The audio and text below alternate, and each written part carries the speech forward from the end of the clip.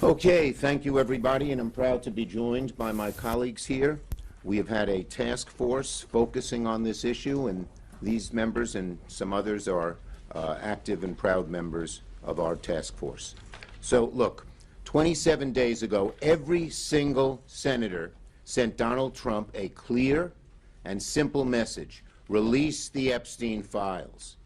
Congress passed a law, not a suggestion, not a request.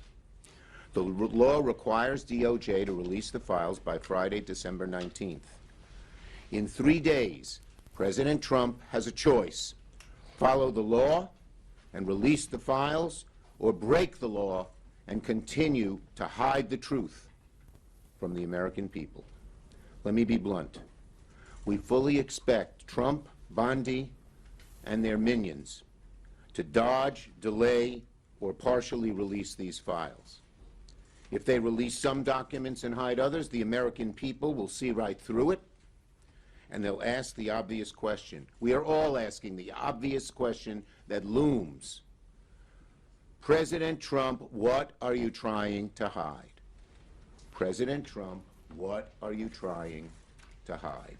That's the question the American people are asking. Now, over the past few weeks, Senate Democrats, including my colleagues here with me, have been preparing for every scenario. We're working with the victims' attorneys. We're working with legal experts. We're working with people very familiar with this case to ensure full compliance of the law. If the administration withholds some documents unlawfully, we will know.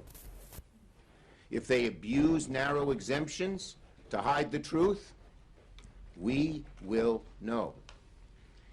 And there will be serious legal and political consequences. This law passed with near unanimous support. The survivors deserve the truth, and the American people are demanding it. This isn't political. Democrats and Republicans agree. The American people deserve the truth. So, Donald Trump, release the Epstein files. Stop hiding. Stop delaying. Come clean with the American people. And if you don't, the question will only get louder and louder and louder. Trump, what the hell are you trying to hide? Senator Wyden's done great work on the financial end of this and has been a great member of our team. Thank you. Sorry. Yeah. No, go ahead. No, Amy, you go first. Now, please. I Go understand. ahead. Amy goes next. Go. You're closer to the microphone. Thank my colleagues, and there are two cover-ups that need to be discussed this morning. The first involves the Department of Justice, and it is urgent business that we're focused on this week. The second cover-up is being conducted by the Treasury Secretary, Scott Bessent, and it deals with the financial aspects of how the sex trafficking came to be. So let's talk about them one at a time. First, as Senator Schumer said, there's good reason to be skeptical of whatever spin the Trump administration puts out on Friday. Here's why. This wouldn't be the first time Bondi tried to trick the public with a binder full of chicken feed. That's what she did back in the spring, which infuriated MAGA voters, who took Trump and his cronies at their word that they'd release the files. Second, the cushy treatment by the Trump administration of Ms. Maxwell is totally unacceptable. She was right at the heart of the most notorious sex trafficking ring in modern American history. Despite that, Donald Trump himself said a pardon for Maxwell is on the table. Third, the Trump administration did assign hundreds of FBI agents to look at the Epstein file, but it wasn't to hunt down any more pedophiles. It was really to comb through the files for Donald Trump's name. Why? To protect him from public scrutiny. From the beginning, that's what they focused on with respect to Epstein. So Trump and Bondi do not deserve the benefit of the doubt. Second, we need to look at what Scott Bessent and the Treasury Department is up to here. They've got another massive set of Epstein files. It is a critical fight for transparency and to find out how this horrendous sex trafficking operation was funded. For nearly 4 years, Finance Committee investigators have been on this, and we have been following the money. And to do that, you've got to get access at the Treasury Department to the records that we have seen. The staff of major Republicans have seen them, and the file is made up of thousands and thousands of bank documents. And my investigators say that it is a financial roadmap into how Epstein hurt so many families. It shows who was paying Epstein and where his money was going. It shows what banks enabled his trafficking despite evidence of money laundering and despite the knowledge that he was a sex offender. It shows payments that look like the result of blackmail. It shows big outflows of money to Eastern Europe, Turkey, and Russia, and it includes the names of women and girls. My investigators saw a large portion of these records in 2024 under the Biden administration, but the Trump administration is denying us the file today.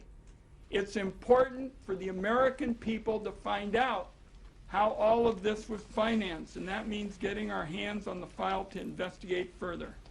The Secretary of Treasury, Mr. Bessent, has refused now multiple times to hand it over to our investigators. Ridiculous excuses, again and again. So we have introduced legislation to compel him to turn this over to Senate investigators. And I will tell you that Epstein survivors are already filing suit, against banks because they think that this information is so critical to finding out how they were exploited. So it is time for the stonewalling to end. That's why I so appreciate what my colleagues have done to get this information out on Friday, and the administration is required by law to release the Epstein files at DOJ. I'm here to say it's got to be done at the Treasury Department as well, because we find in America you capture corruption by following the money, and that's what is so critical at this point to the second investigation. Thank you, Leader Schumer, and I thank my colleague, Senator Klobuchar. He's been working very well on this, and we appreciate it. Thank you very much. Klobuchar. Thank you, Senator Wyden. Thanks for following the money, something that's our creed as my former job as prosecutors. Whenever you're solving a case from the smallest theft to big rings, and I appreciate that. So let's remember what this is all about. This is about exploitation and abuse. These victims deserve justice, they deserve transparency, and they deserve accountability. Example, Danielle Bensky, 17, recruited into Epstein's circle. Her mom had a brain tumor, and Epstein told her he could help her mom, but only if she abided by his demands, including recruiting other girls. He told her, I can use it to help you, or I can make it very difficult for your mother. That horrific crime, one of many, is why the House voted 427-1 to release the files and why the Senate unanimously passed the bill on Senator Schumer's motion. That bill set a specific deadline, December 19th, and it is a must. It's not a may, it's a must. And it says that no record shall be withheld, delayed, or redacted on the basis of embarrassment, reputational harm, or political sensitivity. With this deadline, they will show whether they are really going to stop covering up or they're going to protect these powerful abusers.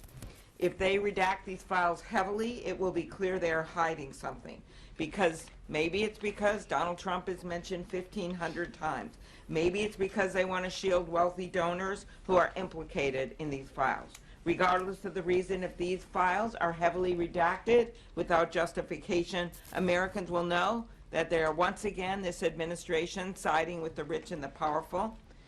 Remember, if the president was actually serious about truth and transparency, his administration would have released these files months ago. All the way back in March, the Attorney General said everything is going to come out to the public. The public has a right to know. It's been 9 months. 9 months. And if the administration withholds or heavily redacts these records, it will be clear whose side they are on.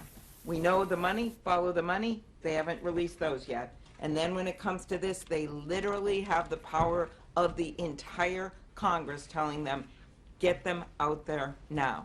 That's what these next few days will tell us. And with that, I turn it over to my colleague who's been working on this for months and been right out front on it, Senator Merkley.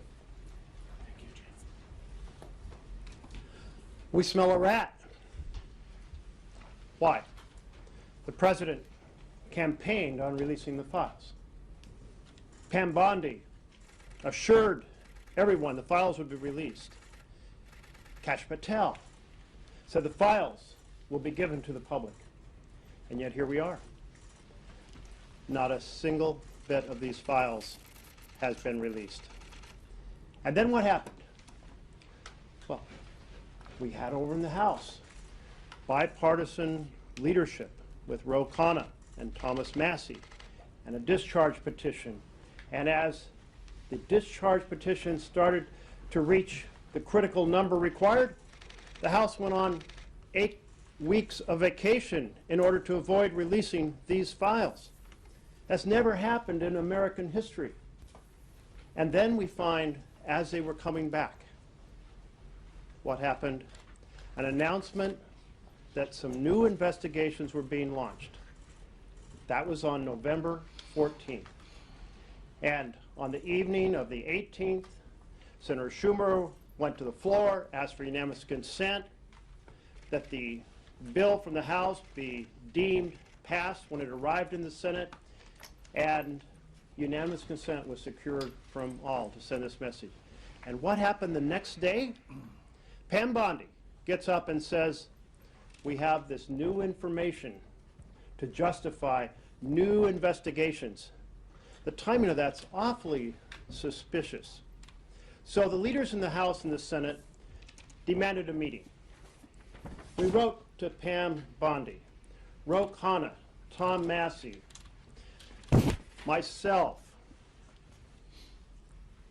Ben Ray Lujan, and we were joined, and I welcomed the bipartisanship of Senator Murkowski to say, we want to know what you're up to. Meet with us and explain these new investigations. What is this new evidence?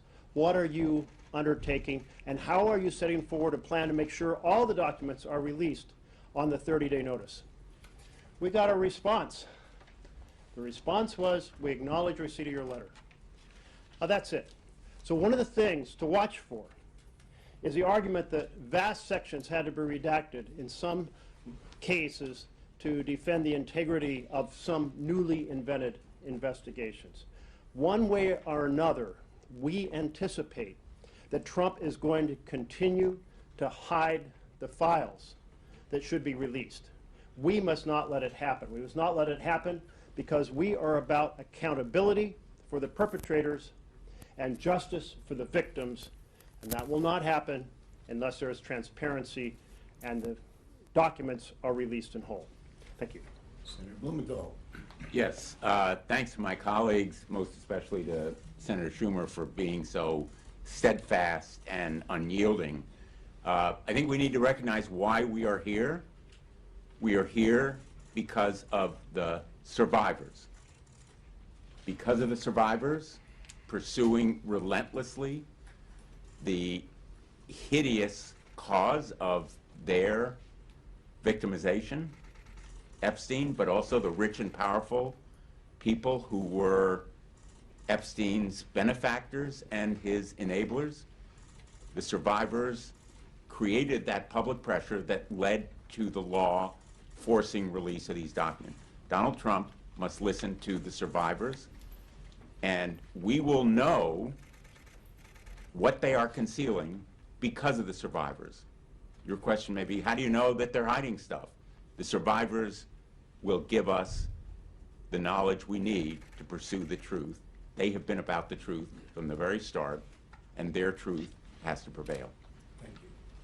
And so, as I mentioned, we've had a task force of 13 members. We've divided up in different groups because we know, we believe that they will not give full, open disclosure where there's great accessibility.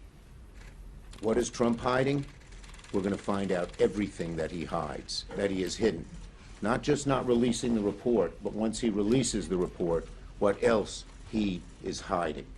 And that's why we assembled this task force, and we've had great success, great help from the survivors and their lawyers, from others who have prosecuted. Ron's done a great job on the financial end of it. We're going to find everything out. He can run, he can hide. Questions on this subject? Yes? What is your sense in terms of the time frame? Is it end of day on Friday, or is it like Well- when you need to have these documents? And if you don't, is there a legal recourse that you are already planning? Okay. The first question, we don't know when exactly they'll release it. They may try to do it at 11:59 p.m. They have to do it by the 19th. That's the law. If they don't release the documents, there's going to be such an outcry from one end of America to the other that I think they'll be forced to do it. Just as they've resisted all along, but we're at this point. The public pressure, you know, as Abe Lincoln said, public sentiment is everything. You've rarely seen so many different political wings of each party come together and say, we need this. So we believe they'll be required to do it. Obviously, we would pursue every legal, legislative, and administrative way to get this done as well, but public pressure will be everything. Yes? How are you planning on addressing this if they do release it and it's so heavily redacted that there's nothing that's unmeaningful? Well, the people who wrote the legislation drafted it very carefully. We've been consulting our lawyers on just that issue, and we will be able to first make the point that some of the redacted stuff doesn't have to, much of the redacted stuff doesn't have to be redacted, and we'll have chapter and verse on that. And second, we will be prepared to argue that in court. But again, our number one ally in this is the American people, and they are going to demand that it be released. And when we say this and this and this shouldn't have been redacted, what are they hiding there? It's going to increase a lot of heat on them. And clearly, as Senator Schumer knows, having met with them, the victims are not also going to allow this to happen. Right. They're going to be leading the way. They want to know what's in these documents. Yep. The victims are already filing lawsuits using the information we've gotten. They are not going to let this just go by the board. Yes. What is your plan for making progress on Senator Wyden's bill with regard to Treasury? Oh, why don't I call on Senator Wyden? We're going to keep pushing to find out what is behind Scott Bessent's stonewalling. The fact of the matter is, on Valentine's Day, before the administration, the Biden administration left, we went to look at the SARS, these suspicious activity reports, and we had the staff of senior Republicans. And we're going to keep pushing on a bipartisan basis to A, get all the facts out, because as Senator Schumer has said, this is not a blue and red fight, and B, to make the reforms that are necessary so this never happens again. Too many banks looked the other way. Too many auditors decided this wasn't important. This was again and again a textbook case of disinterest in suffering and families and young girls, and we're not going to let it happen again. We're also not going to bifurcate this. It's part of one large investigation, one large disclosure. And just as we will do everything we can to alert the public what has happened on the non-financial parts of the documents, with all the horrible things that they did to these women, we're going to continue to keep pressure on the financial parts Senator too. Schumer. Yes. So let's say these files do get released. Is it just going to be a public release, and you all are just going to let the American people go through them and come to their own conclusions? Or will Senate Democrats, will there be a coordinated campaign? Will there be anything that we can expect next year when you all Well, the first return? step is to get them all released. That will be our first job. And then, once we have the releases, obviously, it's going to be clear as could be to the American people what has gone on here. But, you know, Democrats will be actively involved, letting people know how disgraceful this has been. The American people should see everything we see. Yeah, they'll see it. Yes. In terms of the timing, if you need to go to court after the release because it's, you know, there are too many redactions or just everything's not there, is that something that can happen quickly, days, We're weeks? gonna, you know, we have great lawyers who are ready to go, and we will leave it to them as to the best sense of And are timing. you working But with- certainly, we want to let public pressure build and build and build. And are you working with the Republicans on the court action? Because the law was bipartisan, would it? We expect that we will have lots of bipartisan support. Thank you, everybody. Thank you. Oh, last one. What steps are you guys taking when it comes to learning more about why Ghislaine Maxwell was moved? I don't know if you saw what Susie Wiles, the president's chief of staff, We said. saw that. She had no idea, the president had no idea. I'm curious, I don't know whether those will be in the She ballot or not. should not have been moved, and I think when the files are made public, the pressure on, to disclose how that happened, why that happened, and to undo it will be very, very real and strong. Is that a focus of one of these task That is one of the focuses is on what happened and what they've tried, and what they have tried to do to cover up everything, including what happened with Ghislaine. Okay.